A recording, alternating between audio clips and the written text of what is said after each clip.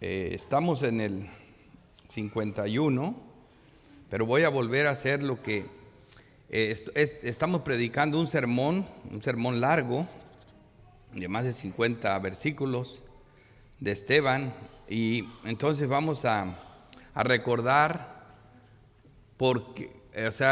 el por qué que realmente está predicando Esteban aquí, está respondiendo a las acusaciones que se le hacen, ¿verdad? Y luego vamos a recordar un poco más del bosquejo, porque es el cierre. Hoy vamos a ver cómo Esteban aplica el sermón. Y si empiezo a hablar de la aplicación del sermón sin recordarles lo otro, no van a decir qué está aplicando, ¿verdad? No. Para entenderlo mejor, vamos a ver que en Hechos 6:10 dice: pero no podían resistir a la sabiduría del Espíritu con que hablaba. Entonces sobornaron a unos para que dijesen que le habían oído hablar palabras blasfemas contra Moisés y contra Dios. Acuérdense, la primera acusación del que se defiende, que no está tomando en cuenta, está acusando, está blasfemando contra Moisés y contra Dios, que sería lo mismo.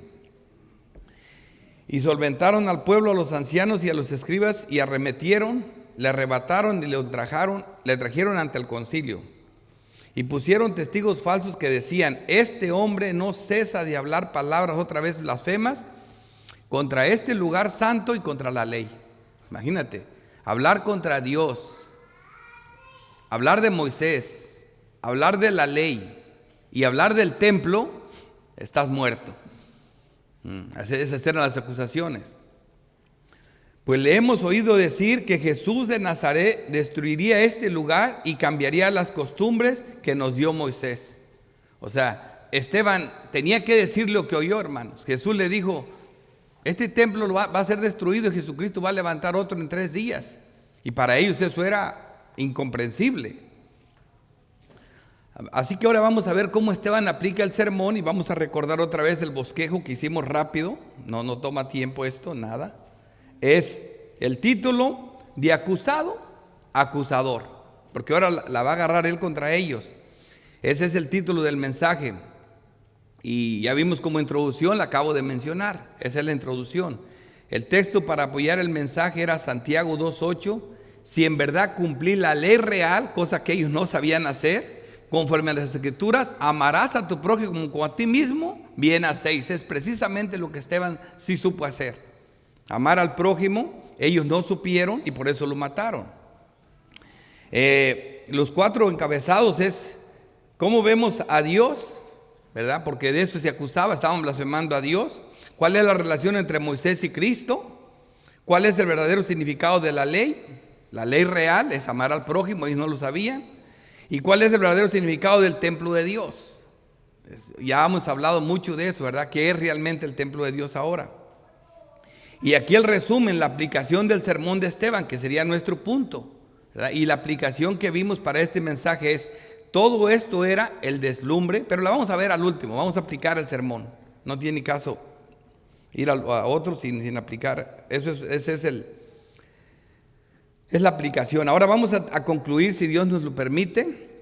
Versículo 51, duros de cerviz e incircuncisos de corazón y de oídos. Es incircuncisos, según ellos eran circuncidados, pero no del corazón y menos de los oídos.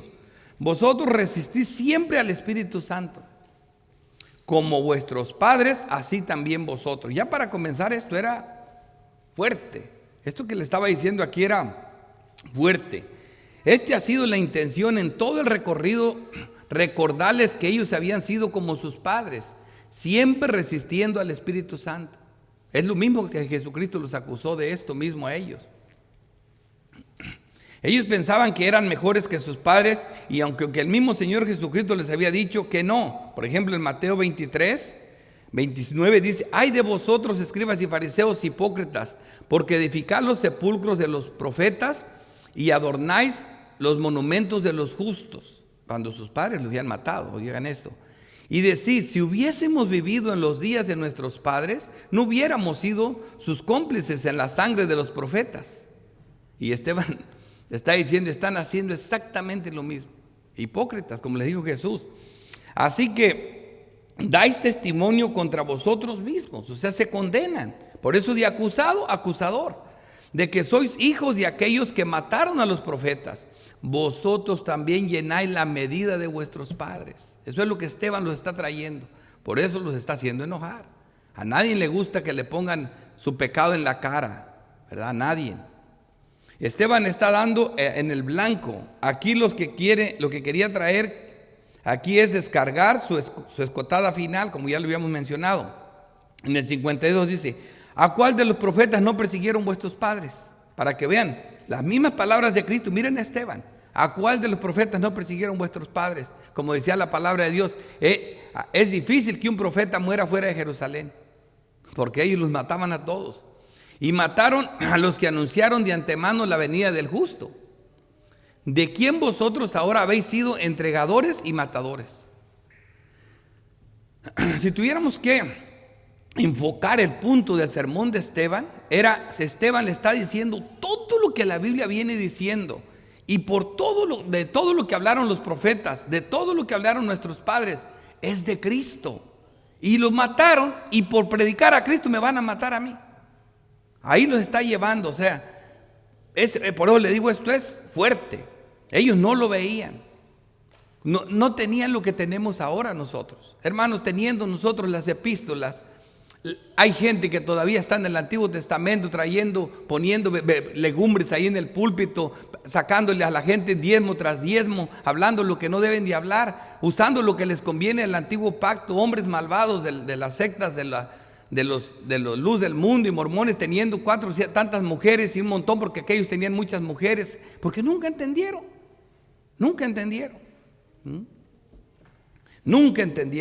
Nunca podemos quebrar las reglas que Dios pone. La palabra de Dios hay que decirla como es, como Dios nos la enseñó.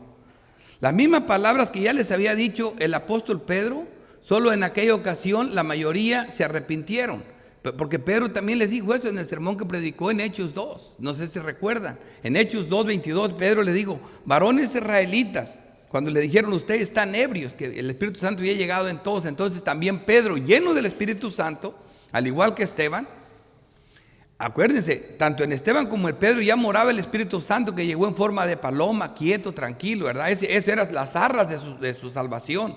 Eso era el Espíritu de Cristo morando dentro de ellos. Pero esos que ya habían nacido de nuevo, que tenían el Espíritu Santo como arras, como garantía de su salvación, ahora fueron llenos del Espíritu Santo, porque hicieron cosas que de otra manera nadie podría hacerlas. Y aquí vemos a Pedro diciendo: oír estas palabras: Jesús Nazareno, varón aprobado por Dios entre vosotros, con las maravillas, prodigios, señales que Dios hizo entre vosotros por medio de él, como vosotros mismos sabéis.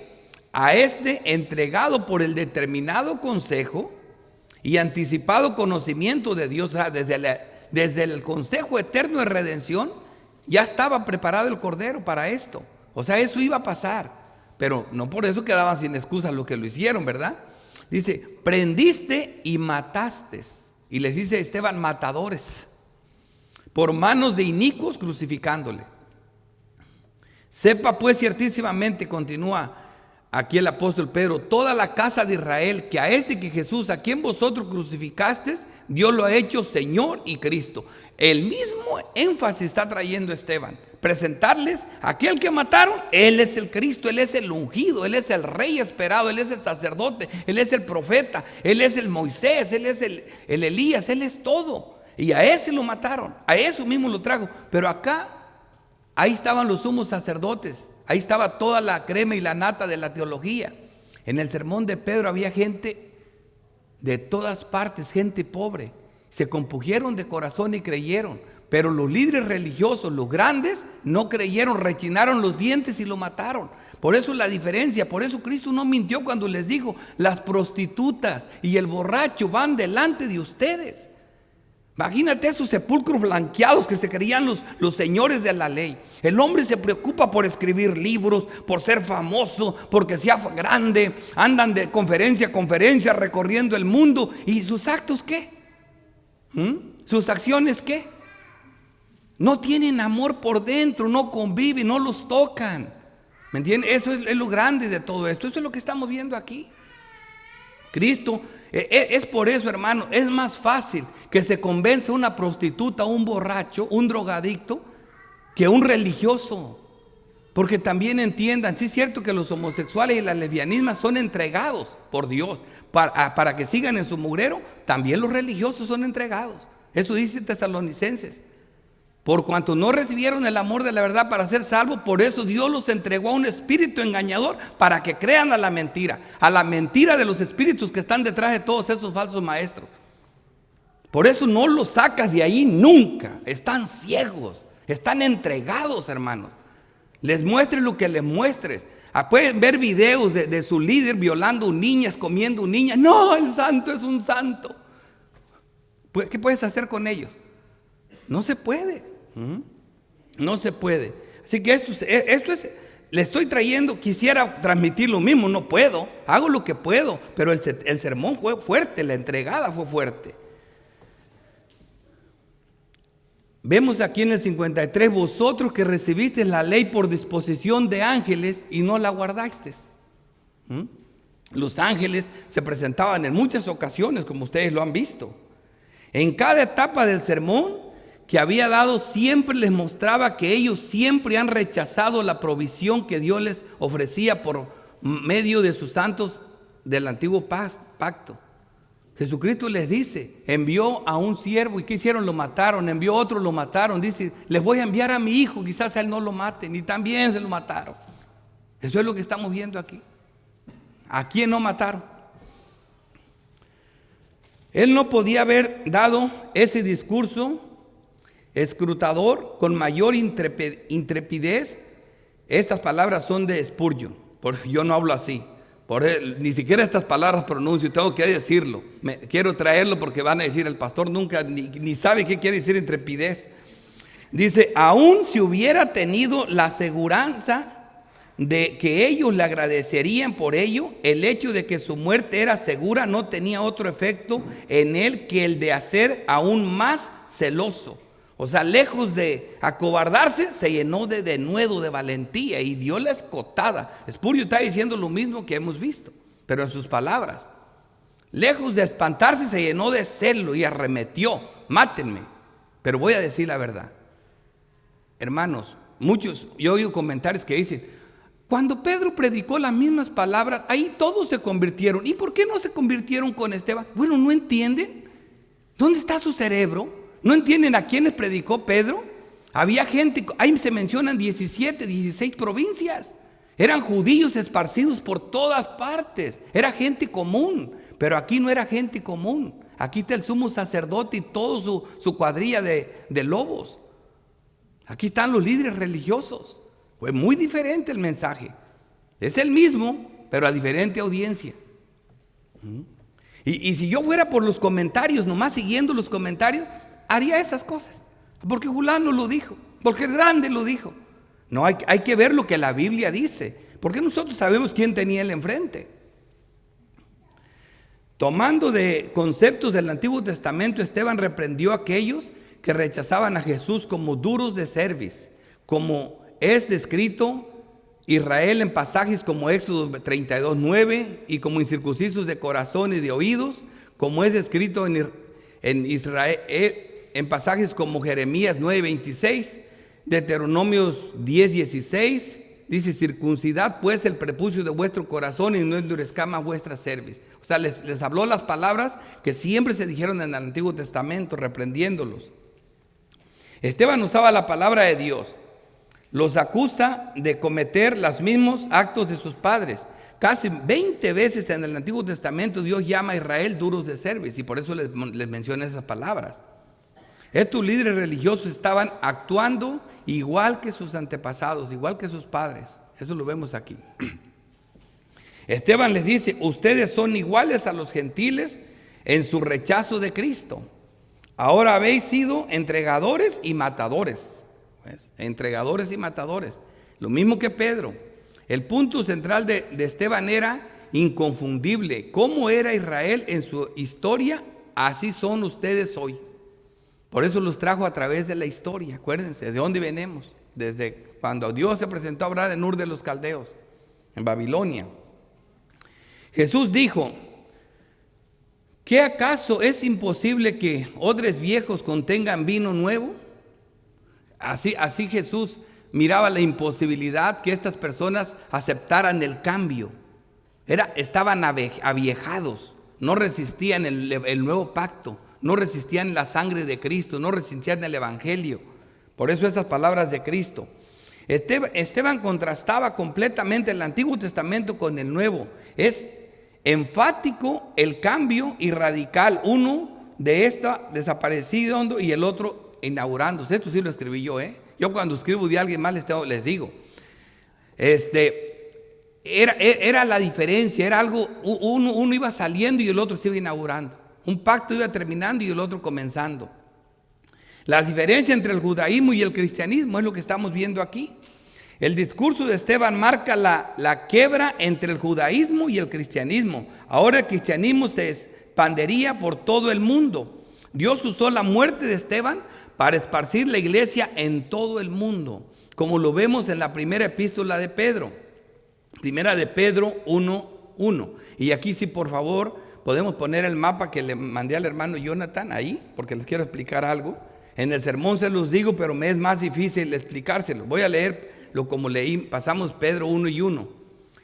Dice Pedro, apóstol de Jesucristo, a los expatriados de la dispersión en el Ponto, Galacia, Capadocia, Asia y Bitinia. Ok, lo que les quiero decir, hermanos, es esto. Si se fijan en el mapa, no salió todo, no se ve todo, no se puede.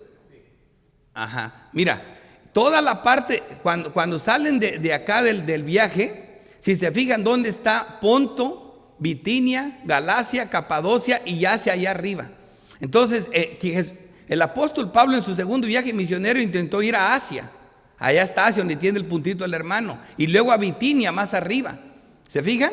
Entonces, Dios no se lo permitió. Esa área estaba evangelizada. No, ¿me entienden? Entonces, Pedro hace cuentas que lo que hace como un buen líder, como un buen hombre de Dios, dice, ¿acaso tengo que mandarle las cartas acá? Donde Pablo les pasó 3 veces, miren todo cómo está de iglesias, donde Juan está pastoreando las 7 iglesias de Apocalipsis. O sea, se concentra en aquello para decirles que las mismas palabras que les dice Pablo y que les dice Juan. Pedro, por eso es un poco complicado entender a Pedro. Los teólogos tratan de encontrar un tema. Pedro no tiene. Sí, el tema es consolar a todas esas iglesias que están perseguidas, que están sufriendo. Por eso dice, expatriados. Dice aquí, Pedro, apóstol Galacia, dice, Pedro, apóstol de Jesucristo, a los expatriados de la dispersión. Desde el momento que dice dispersión, ¿por qué están dispersidos? Porque son perseguidos. Entonces están siendo perseguidos todas esas personas. Por eso yo les mostraba, si vamos por todo ese mapa que se ve allí, es lo que es Turquía ahora. Y siempre salían de acá de la iglesia de Macedonia, de Antioquía. ¿Ves? Ahí donde tiene el hermano. De Antioquía, todo derecho hacia abajo estaba evangelizado, hacia arriba no estaba. En el sermón es todo lo que les pude decir, a la derecha y a la izquierda y el centro. Entonces, eso es para que vean por qué se dirige ahí. Y saben, ¿y por qué lo traigo ahora, hermanos? Porque mira, para que tengan una idea, Pedro escribe esa epístola en el año 64, 63, por ahí. Esteban fue muerto como en el 36, 34. Como 30 años después estaba lleno de iglesias. Todas esas iglesias fueron después de la muerte de Esteban. Todas esas iglesias. O sea, eso es para nada más ahí. Y diría, bueno, entonces Esteban prácticamente evangelizó todo lo que sí. Fue la causa de esa dispersión. Pero la causa de la dispersión de abajo, ahorita la vamos a ver. Todas esas iglesias que ves plantadas allí y entrando a Europa, en Acaya y porque en la parte de Europa es Macedonia y luego Acaya, donde está Corintio, más abajo. Así que todo eso lo vamos a ver aquí. Más o menos es para que tengan una idea. Porque cuando yo veo los mapas, siempre mi mente se concentra en eso y me emociono más de lo que Dios hace con nosotros. Y vemos aquí la relación del concilio que estaban juzgándolo a él en el sermón de Esteban, en el versículo 54. Oyendo estas cosas, ¿qué pasó? ¿Se arrepintieron? ¿Se compungieron de corazón como el pueblo normal cuando oyó las palabras? No. Estos dice, se enfurecieron en su corazón. Aquellos se compungieron de corazón. Estos se enfurecieron y crujían los dientes contra él, lo mismo que pasó con Cristo. El concilio estaba enojado porque el mensaje de Esteban había dado en el blanco. No podían descartar ni ignorar lo que dijo. A nadie le gusta que le digan la verdad. A nadie, hermano. Por eso el mundo y ahora ya no dice la verdad. Al gordito, al gordo, le dicen llenito. Te ves bonito, estás lleno de vida. Me da risa que acaba de, viendo una camisa, me acaba de decir un señor, Maribel, como era blanca la persona, me dice, es que está bien panzón. Y el hombre dice, oh, panzón no, buena vida, buena vida. O sea, la gente trata de no ofender, por eso que siempre me fijo. Pero así han cambiado la palabra de Dios. Y eso, pero cuando les dicen la verdad no siempre es sabrosa. Es asombroso pensar en estas respuestas de hombres quienes eran líderes respetados en Israel, pero teológicamente ignorantes, extraviados. Por eso, hermanos, mira, de verdad debemos de darle gracias a Dios por lo que nos revela. Porque miren, les digo una cosa, lo que me revela a mí y a Javier, no me lo revela a mí y a Javier, es para ustedes. Es para ustedes. ¿Sabes qué dice el apóstol Pedro? Que lo que Dios le reveló a aquel pueblo de Israel, ¿verdad? Por Jeremías, por Isaías, por Amós, por todos los profetas, dice que era el Espíritu de Cristo, que era para nosotros. Era para nosotros. Y esto que Dios nos revela es para nosotros también. Es la palabra de Dios que nos ilumina. Por eso siempre orar. Versículo 55. La llenura del Espíritu Santo dio a Esteban esta visión extraordinaria de la gloria de Cristo. Dice, pero Esteban, lleno del Espíritu Santo, es lo que les digo, lleno del Espíritu Santo. Eso fue como una unción especial. O sea, él ya tenía el Espíritu, como ya lo sabemos, pero aquí esa llenura, sí, por eso habló, por eso penetró por todas las Escrituras y llevó el mensaje al corazón de los líderes. La palabra de Dios no volvió vacía, en unos da vida y en otros mata, aunque esa muerte le rebotó a él. Puesto los ojos en el cielo, vio la gloria de Dios y a Jesús que estaba a la diestra de Dios. Este es el momento culminante de esto. El hecho de que Esteban era lleno del Espíritu Santo muestra la fuente de su valor, sabiduría y poder en predicar con tal denuedo valentía. 56. Y dijo, he aquí veo los cielos abiertos. Es cuentas que Isaías, lo mismo que vio Isaías, los cielos abiertos y al Hijo del Hombre que estaba a la diestra de Dios. Wow. Vio la gloria de Dios y a Jesús que estaba a la diestra de Dios. Es difícil describir exactamente lo que vio Esteban. A Jesús que estaba parado a la diestra de Dios. Todas las versiones, muchas de las versiones en inglés no dicen a la diestra, sino que dicen, así lo dicen en algunas versiones, parado. Jesús se puso de pie a recibir a Esteban. Se levantó de su silla. Es significativo notar que Jesús está parado ahí, en contraste a la descripción más común de sentado en el cielo a la diestra de Dios Padre, como lo dice Colosenses 3:1. Si pues haber resucitado con Jesucristo, buscar las cosas de arriba donde está Cristo sentado a la diestra de Dios Padre. Pero para recibir a Esteban se paró, se levantó. Aquí claramente vemos cumplidas las palabras de Cristo cuando dijo, a cualquiera que me confiese delante de los hombres, yo también lo confesaré delante de mi Padre que está en los cielos.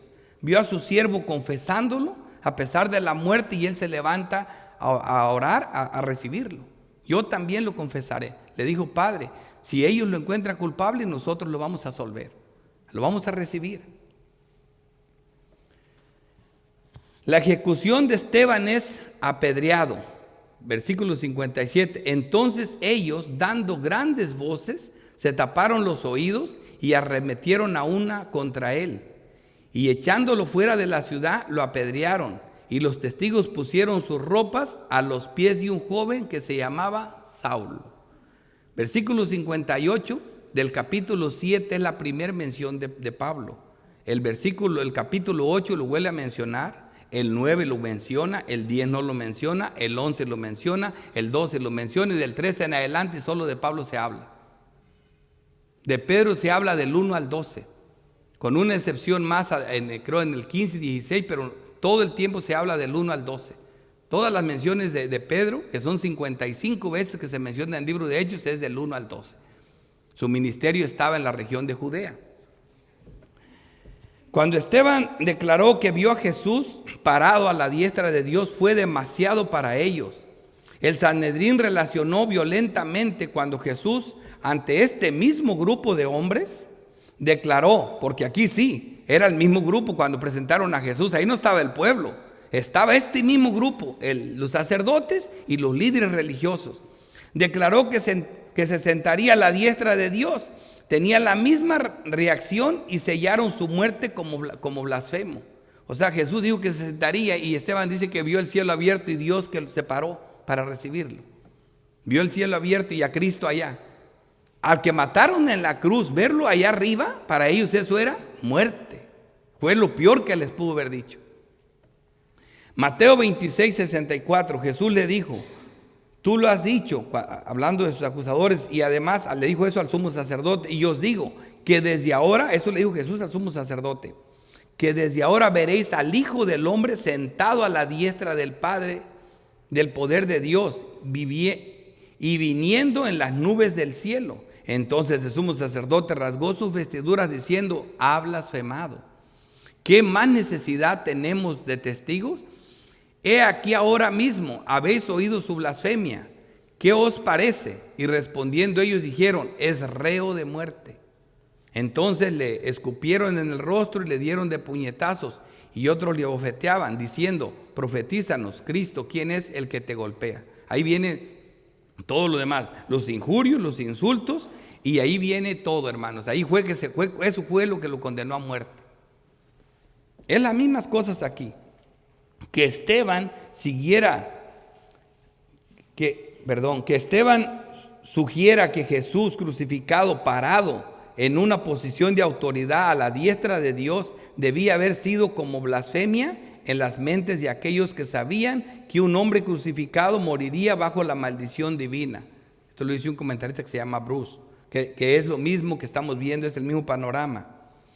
Como lo he dicho, muchas veces la falsa religión es peor que una ponzoña. Eso lo he dicho yo muchas veces. Aparte de una relación verdadera con Jesús, esto cumple lo que Jesús advirtió en Juan 16:2. La religión era peor que el pueblo normal. Los religiosos son una cosa terrible, están abandonados. En Juan 16:2 dice: os expulsaron de las sinagogas, y aún viene la hora cuando cualquiera que os mate pensará que rinde servicio a Dios. O sea, hasta ese punto están ciegos. Jesús le dijo, y aquí se está cumpliendo: los expulsarán de la sinagoga, y cualquiera que los mate pensará que rinde un servicio a Dios. Pablo estaba convencido que estaba sirviéndole a Dios con la muerte de Esteban. Dice: y harán esto porque no conocen al Padre ni a mí. ¿Y qué dice Pablo cuando lo conoció al Señor? Dice: lo hice en ignorancia, no conocía. Yo creí que le hacía un favor a Dios y estaba matando a Esteban. Yo creo que a Pablo nada le dolió más en toda su vida que la muerte de Esteban. Vamos a ver un poquito más. Sí, para terminar aquí y me voy a parar. Dice: la ejecución de Esteban esta vez se hizo sin tomar en cuenta la ley romana. A Jesús no podían matarlo, ellos no pueden darle muerte a nadie. Por eso lo llevaron a Pilato, ¿verdad? Para que Pilato autorizara la muerte y entonces ahora sí lo podían matar. Se les complicaron las cosas con Jesús. Tuvieron que llevarlo a Pilato y Pilato le puso las manos a la decisión al pueblo y ellos ya ven lo que hicieron realmente. Pilato no quería, ellos buscaron las palabras de darle a Pilato donde le dolía. Si tú no lo sentencias, eres enemigo del César, porque cualquiera que se declara rey es enemigo del César. Y decían ellos en su maldad y hipocresía: nosotros no tenemos más rey que el César. ¡Wow! O sea, increíble. Entonces Pilato no sabía qué hacer. Dice: les voy a dar una también buena como me la dieron a mí. Les voy a soltar al hombre que más detestan. Les voy a poner a ese hombre, jamás van a preferir porque Barrabás los está atormentando. Entonces, ¿qué quieren, que le suelte a Barrabás o a Cristo? Y ellos otra vez sedujeron al pueblo para que dijera que soltara a Barrabás, para que vean la maldad de los religiosos.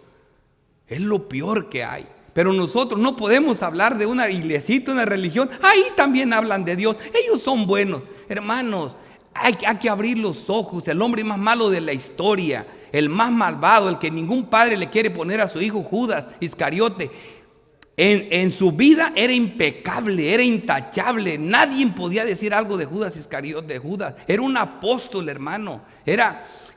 Ni aún los apóstoles pudieron detectar su maldad, aunque Cristo, ¿quién te va a entregar, Señor? Ahorita les digo quién. Voy a mojar el pan, y el que se lo dé, ese es el traidor. Mojó el pan y se lo dio a Judas. Y Judas, lo que vas a hacer, hazlo más pronto. Es porque quiere que compre pan. Pero pensar que Judas era malo, no.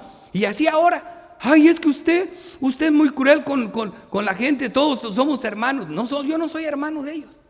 Yo no soy hermano de nadie que no cree que Jesucristo es el único Salvador y que cree en la salvación por gracia.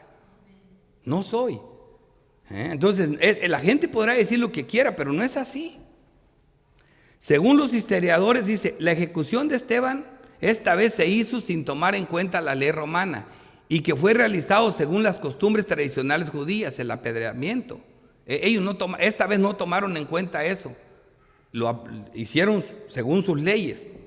Ahora, según los historiadores, así se lleva a cabo una ejecución en tiempos de Cristo. Y aquí sí no soy experto, aquí no me meto, nada, soy experto, pero yo de la palabra de Dios hablo con autoridad porque ahí está la palabra escrita. Pero cuando hablamos de historia, yo no sé. Pero les voy a leer cómo se ejecutaba, según los historiadores, una ejecución.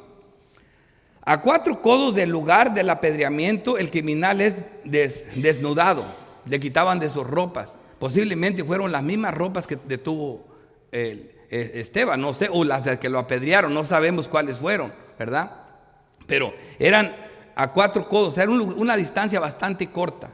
Dice, la caída al lugar del apedreamiento era de 2 veces la altura de un hombre. O sea, las dos lo aventaron a un lugar que era las 2 veces la altura de Esteban, más o menos, hacia abajo. Y ellos están todos arriba en el borde y el hombre estaría abajo, ¿verdad? Según lo que está diciendo aquí, esto no es palabra de Dios, esto es historia. Dice, uno de los testigos empujaba al criminal desde atrás para que caiga boca abajo. Después le pone boca arriba.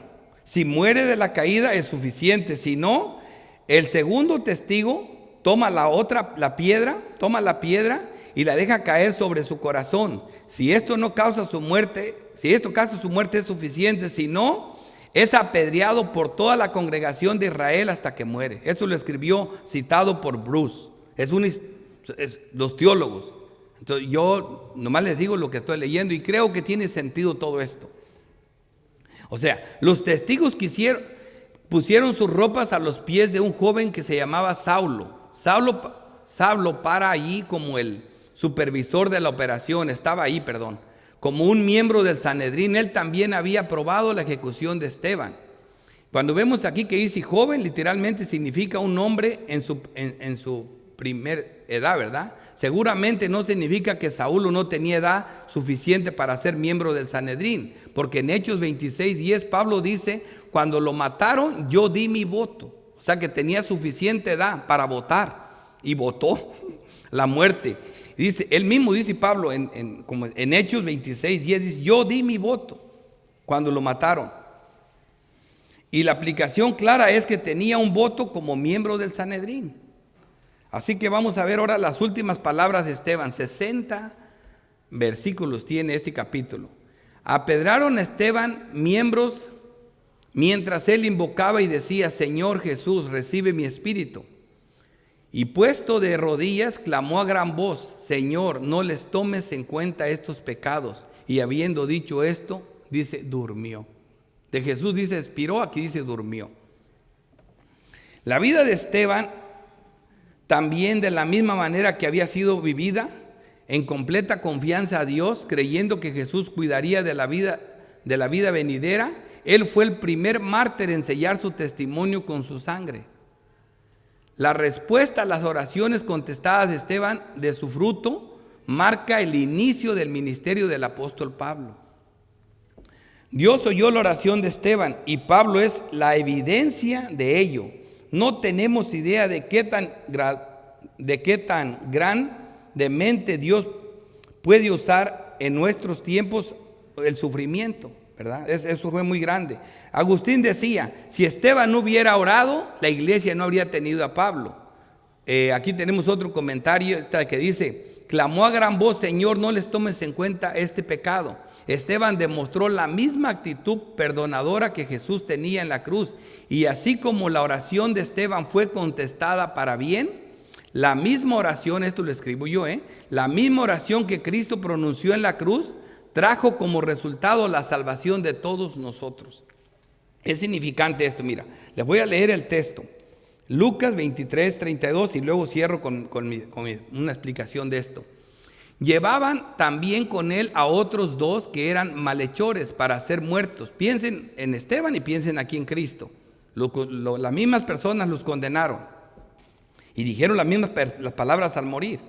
Y cuando llegaron al lugar llamado de la calavera, le crucificaron. A uno lo apedrean, al otro lo crucifican ahí. Y a los malhechores, uno a la derecha y otro a la izquierda. Jesús decía, Padre, perdónalos, porque no saben lo que hacen. Por un evangelio tenemos nosotros que esos malhechores lo injuriaban. Lo injuriaban. Uno fue condenado, pero el otro, hermanos, el otro representa a todos nosotros. Ya les decía que el cuadro de la cruz es que Dios en un lado va a hacer justicia, va a dejar a las personas en sus pecados y en su maldad. Pero por el otro lado, Cristo muere por él, el justo por el injusto. Para de esta manera, como lo dice Pedro, el injusto viene a tomar el lugar de Cristo, ¿verdad? Porque por el pecado del injusto y de todos nosotros que nos representa a él, Cristo murió. Para que el justo fuera al lugar del impío y muriera como un impío. Por eso el justo por el injusto para llevarnos a Cristo. Así que la oración de Cristo nos metió a todos nosotros al reino. Por esa oración tan grandiosa. Entonces, cuando este hombre oró las palabras de Cristo, hermanos, oró en la línea del Espíritu Santo, en línea con la palabra. Y esas oraciones son contestadas. Esa oración también es importante. Aquí vemos nosotros que el ministerio de Pablo no es otra cosa que la continuidad de la oración de Cristo. Perdónalo, no saben lo que hace. Dios perdona al criminal, de ese criminal viene Esteban y de Esteban viene Pablo. El apóstol Pablo llenó toda la parte que vimos de Asia Menor hacia abajo, toda esa con la predicación. Ahí dice desde donde hasta Roma, el Ilírico y toda la región la llenó con la palabra de Dios. Porque Esteban oró por él y Dios lo escuchó. ¿Por qué, hermanos, les digo esto? Porque mira, cuando a un santo lo matan y hacen injusticia con un creyente verdadero, ¿saben qué? Automáticamente está la destrucción para el que lo hace. Dios dice, el que toca a Israel me toca a la niña del ojo. O sea, así que si Esteban no hubiera orado, Pablo no tenía perdón. Pablo tenía que ser despedazado por Dios. Pero Esteban oró para que Dios no le tomara en cuenta su pecado. Y por eso Pablo llegó a donde llegó. Así que la oración es importante, hermano. Porque, por ejemplo, como les digo yo, si no hubiera orado, tenían que perecer. Porque eso dice la palabra de Dios. Eso dice la palabra de Dios. Porque es justo delante de Dios pagar con retribución a los que os atribuyen. O sea, hay que darles lo mismo, a darles el pago. Entonces la oración rompió con eso, lo salvó, lo liberó. Y eso es importante. Así que cuando dice durmió, con la idea de que despertó en un mundo mucho mejor. Porque luego vemos cómo él vio a dónde iba. Esteban, un simple diácono lleno por el poder del Espíritu Santo, fue capaz de realizar hechos que marcarían la historia del cristianismo y el evangelio en poder. No la religión muerta y vacía, sino el evangelio en poder del que venimos hablando, del que yo les hablo cada rato. En la aplicación ahora de Esteban, veamos esto. Todo esto era el deslumbre glorioso del evangelio de Cristo.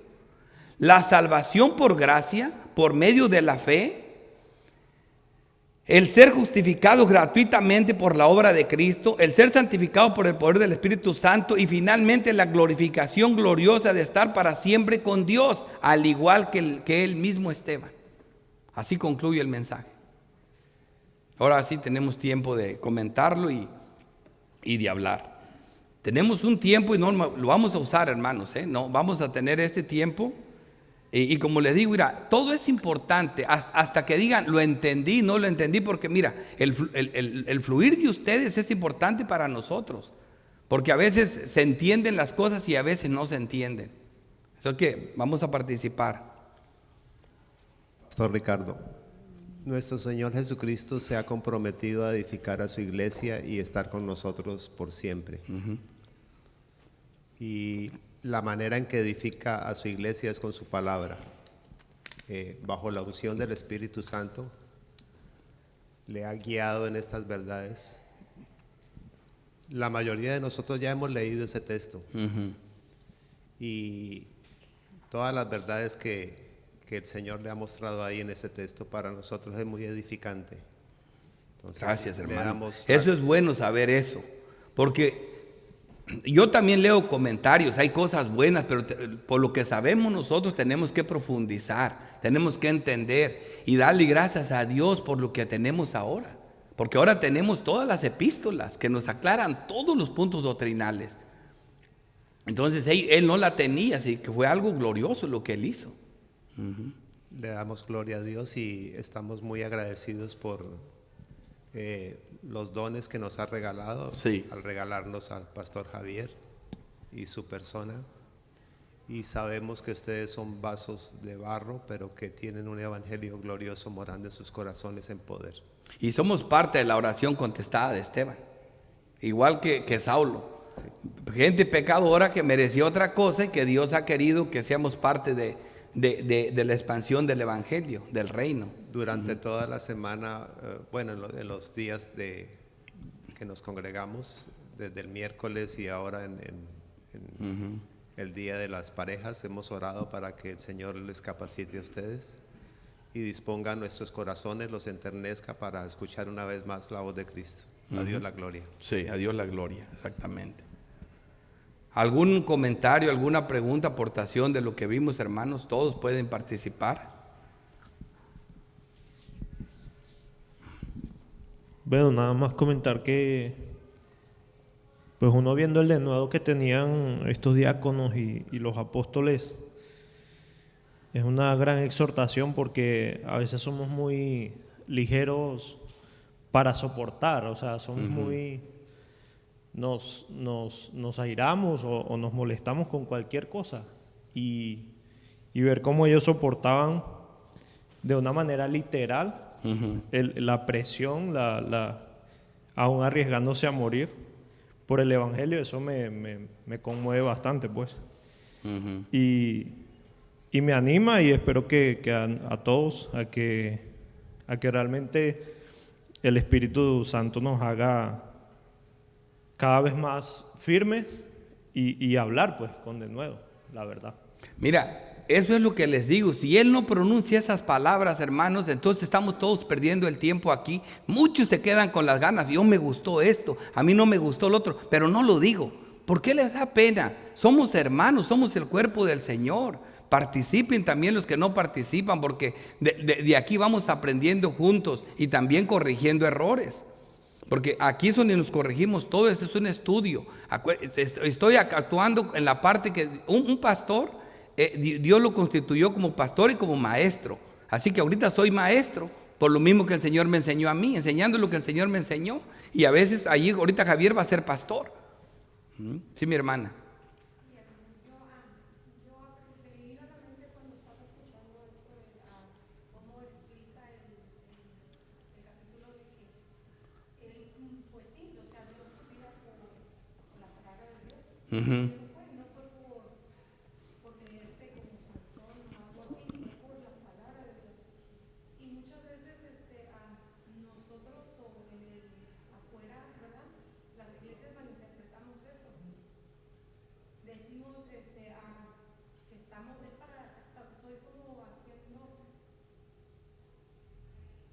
Estoy como... sí, no estaba apagado. ¿Qué otra vez? No, está bien. Está la grabación, ¿o no? Sí. No, lo que decía era que cuando usted estaba explicando acerca de que Esteban, o sea, ahí está diciendo la palabra de Dios que él, pues, o sea, dio su vida, vemos el primer mártir, ¿verdad? Pero la Biblia es explícita en decir cómo fue el primer mártir, o sea, por la palabra de Dios, como usted dice, entre más, o sea, en vez de como calmarse por temor, más de nuevo Dios le dio. Y a veces yo he escuchado, y quizá yo también lo he dicho antes, por ignorancia, de que es por Dios, pero nada tiene que ver con su palabra. Entonces, aquí queda bien claro de que cuando estamos siendo valientes por la palabra de Dios, o en este caso no avergonzándonos de ella, o sea, es solamente relativamente a la palabra, no a otras cosas que a veces nosotros hacemos, decimos, ¿verdad? Es para la gloria de Dios, o es para defender el evangelio, y nada tiene que ver con eso. Entonces eso me quedó aquí marcado, o sea, marcado de que eso es solamente. Sí. Así de que es importante, así como lo dice la hermana, mire, pero no pierdan de vista, cuando uno presenta el evangelio, uno es tierno como una nodriza presentando la forma de Cristo, ¿verdad? Pero cuando alguien como estos eran los fariseos, cuando te resisten, cuando te quieren acobardar, personas que no, entonces hay que ser valientes, hay que hablar con firmeza. O sea, hay que saber entender las cosas, ¿verdad? No ser groseros con la gente pobrecita que uno le habla así, mandándolos al infierno y que te arrepientas sin saber. No, el evangelio es una buena noticia, el evangelio es hermoso. El evangelio presentado es ser sí, yo les mostré todas las veces que Cristo presentó el evangelio, es hermoso en el momento que lo presenta. Pero cuando viene el evangelio, ¿verdad? El Espíritu Santo es lo que los convence de pecado. Y entonces una persona se arrepiente cuando creyó. Y venir a una persona queriendo que se arrepienta cuando tú ya ni siquiera le has predicado el evangelio, te estás poniendo a la carreta enfrente y a los güeyes atrás. O sea, no se puede así como lo enseñan en la Reforma. Es incorrecto. No hay conocimiento. No se puede arrepentir nadie, hermana, que no haya nacido de nuevo, porque el Espíritu Santo es lo primero que hace es convencernos de pecado. Ya. El arrepentimiento para vida lo da el Señor. Ya. Ahora tengo una pregunta, pastor. Usted dijo que, no entendí bien, pero que cuando murió el Esteban, se estaba cumpliendo un pacto y entraba otro. Sí, no cuando murió Esteban, sino el mensaje de Esteban. Estaba inaugurando el nuevo pacto. Cosas que vamos a ver mucho ahorita con las enseñanzas de los pactos, pero el mensaje de Esteban apuntaba al nuevo pacto. Era el evangelio de Cristo. Lo que cambió el pacto es la muerte de Cristo. La sangre de Cristo sella el nuevo pacto. El mensaje de Esteban era un mensaje del nuevo pacto. ¿Se me entiende? Por eso ellos no podían. Sí, el mensaje ya era del nuevo pacto, sí. Hay una palabra que es una falacia y muchos teólogos la repiten, de predicar con la conducta. Y de vez en cuando hay una puertecita abierta, entonces evangelizar. No. Y es totalmente incorrecto. Incorrecto. Sí. No. Esas cosas son como, por ejemplo, una mujer creyente que su esposo es incrédulo. Obviamente Pablo le dice, como eres, tu cambio te va a servir mucho, pero también le predica y con su vida también predica lo que dice. Sí, allá está una hermana.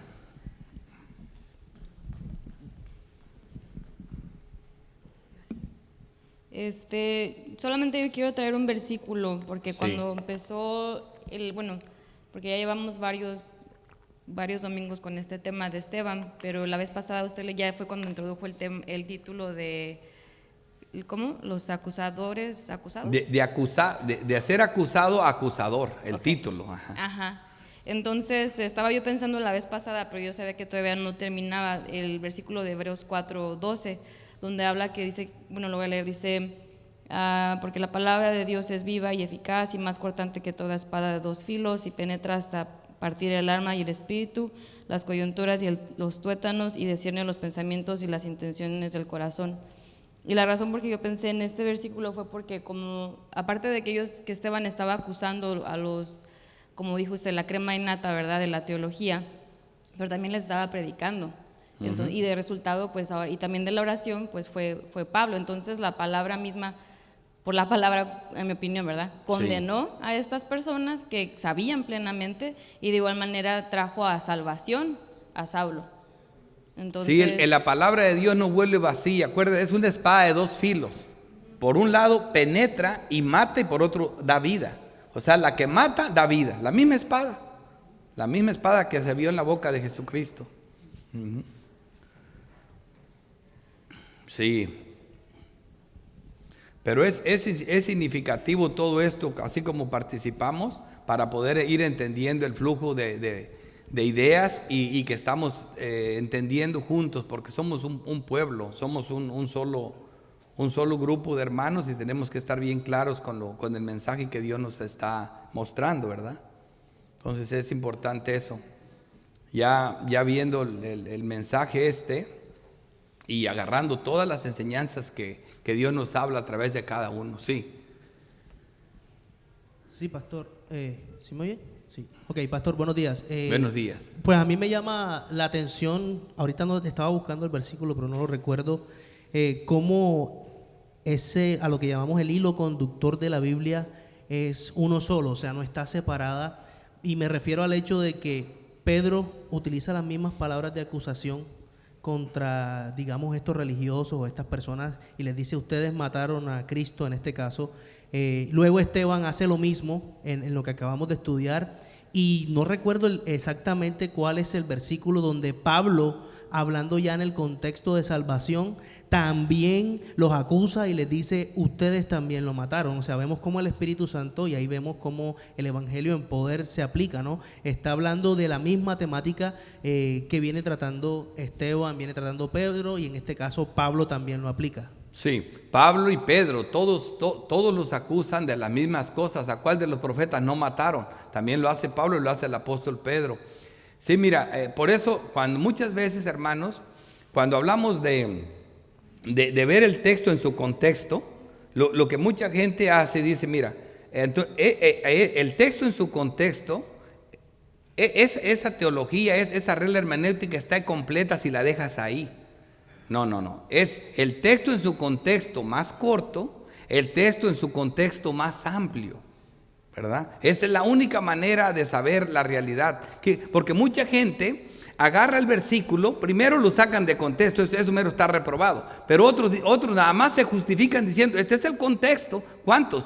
7 versículos, un capítulo. No, el contexto primero es ese capítulo, luego el contexto es ese libro, y luego el contexto es todas las escrituras, y al último el contexto también es: ¿ya lo revisaste con los lentes doctrinales de los apóstoles para que sepas que ese es el contexto real?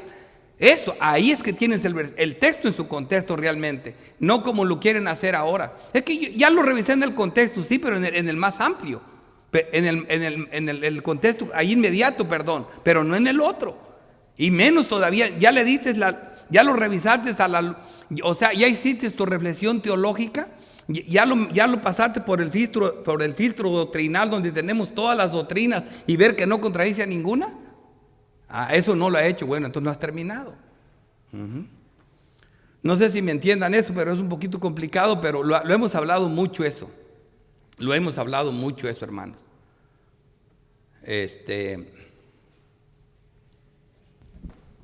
Comentando en la clase pasada con un hermano, él preguntaba, y recordé ahorita la pregunta, de que por qué Esteban estaba predicando si él era un diácono. Esa fue la pregunta exactamente. Sí. Bueno, vemos no solo Esteban, vemos dos grandes de los diáconos. Predicar el evangelio, todo hombre, todo discípulo de Cristo, esa es la gran comisión. Predicar el evangelio, eso es lo que Jesucristo dijo a todo discípulo de Cristo, ¿verdad? Entonces, hasta las mujeres predican el evangelio, ¿verdad? Entonces, ¿a quién le predicó primeramente el evangelio? A Timoteo. ¿Sí me entiende? Fue su abuela y luego su mamá, ¿verdad? Entonces, Pablo dice: tú eres creyente desde niño, sabes las escrituras, por la predicación de tu abuela y de tu mamá. O sea, cuando nosotros hablamos de que las mujeres no pueden predicar, ya sabemos en dónde, en qué contexto, ¿verdad? Pararse en la iglesia o cuando está reunida la congregación y predicar ahí. Pero predicar es la comisión de todos nosotros. Ahora, el ministerio de Esteban fue importantísimo por lo que hizo tan corto, pero el de Felipe, oye, Felipe es evangelista. O sea, aparte de ser diácono, él era evangelista y conocido y predicó, pero llenó toda Samaria de la doctrina de creyentes. Fue mucho su fruto que dio también. Entonces, ahora también, inclusive en ese tiempo, vemos muchos diáconos que llegan a ser pastores, muchos. Así que es una etapa. El diácono es una etapa de servicio, pero eso no define quién vas a ser al final de tu carrera. Muchos se van a quedar siendo diáconos todo el tiempo porque para eso los llamó el Señor, pero otros, hay pastores que comienzan como diáconos porque realmente su llamado es para pastor, pero ellos no lo saben y ellos simplemente son serviciales y los ordenan como diáconos, pero llegan a ser pastores. Sí. Ahí también, pastor, vemos algo diferente o algo interesante, pues que dijiste, es que Esteban tenía la doctrina correcta, estaba lleno del Espíritu Santo, estaba claro en toda la teología que venía desde el Antiguo Testamento, pero la audiencia resistió al Espíritu de Dios, a pesar de todo eso. Sí. Y de ahí es donde se basan, podemos decir, la teología arminiana, para decir de que la gracia se resiste. Aunque haya la doctrina correcta, aunque haya la teología correcta, aunque esté lleno del Espíritu Santo, el hombre puede tener el poder de resistir la gracia de Dios. Y bueno, nosotros entendemos por el contexto general de las Escrituras que eso no es posible, pero este es un texto que lo usan mucho para justificar de que el hombre puede resistir al Espíritu Santo. Sí, en los comentarios lo miré, hermano, tiene razón, pero lo que destacan ellos es que no se fijaron en la diferencia de la audiencia. El sermón es el mismo, ¿verdad? Pero la audiencia cambió. Entonces, allá está bien clara quiénes eran. Dicen ahí que había gente de toda la región que vinieron a Jerusalén a ofrecer, y acá tenía prácticamente a toda la élite de la teología, incluyendo a los líderes más grandes, que era el sumo sacerdote, que fue precisamente el que le dio el pase. Dice, esto se te acusa, y ahora comiénzale, ¿qué tienes que decir? ¿Verdad? Ahí estaban. ¿Sí, mi hermano? Sí, pastor. Aquí en el versículo 59 hay algo interesante para mí, que marca la diferencia entre el Antiguo Testamento y el Nuevo, que es lo que está haciendo la diferencia con aquí Esteban, que dice, y apedreaban a Esteban mientras él invocaba y decía, Señor Jesús, recibe mi espíritu. Cuando estaba Jesús en la cruz, le encomendó el espíritu al Padre, pero ya aquí está entrando la Trinidad. Me imagino que ellos, al escuchar que le estaban encomendando el espíritu a quien fue clavado en una cruz, eso también sería algo escandaloso. Es decir, ya no solo al Padre, sino a Jesús. Fíjense, ese detalle yo no lo vi. Y es importante lo que está diciendo el hermano, por eso la importancia de participar cuando estamos hablando. Es importantísimo, Jesucristo le encomienda su espíritu al Padre y Esteban se lo encomienda a Cristo. También eso fue algo, una cachetada horrible para los líderes, porque al que crucificaron como maldito, aquel que lo crucificaron por blasfemar de Dios Padre, ahora Esteban se está encomendando su espíritu a él. ¿Me entiendes? Y ellos no podían aceptar que Cristo fuera Dios. Y Esteban ya lo ve como su Dios. Y ahí estamos viendo también la doctrina de la Trinidad. Estamos viendo, como dice, teología del nuevo pacto. Así que es importante. Por eso la participación, se nos acabó el tiempo, hermano. Ya vamos a parar. Pero ya ven, hubo más participación. Y ya vieron por qué les digo que no se queden callados. Porque si no dice esto, entonces ya yo no lo dije y se quedó ahí. Y así, porque luego lo hablamos acá a veces solos. Pero ¿qué hay con los demás? Ya no les toca. Ok, vamos a orar. Padre bendito, Dios todopoderoso, creador del cielo y de la tierra. Te damos gracias, Santo Dios, porque eres bueno, tu amor es para siempre, tu gracia no se cansa y tu misericordia, Señor. Te rogamos que sigas con nosotros, que nos continúes edificando con tu palabra, en la comunión con los hermanos y que sigamos gozándonos de ti, Señor. Te lo pedimos en Cristo Jesús. Amén.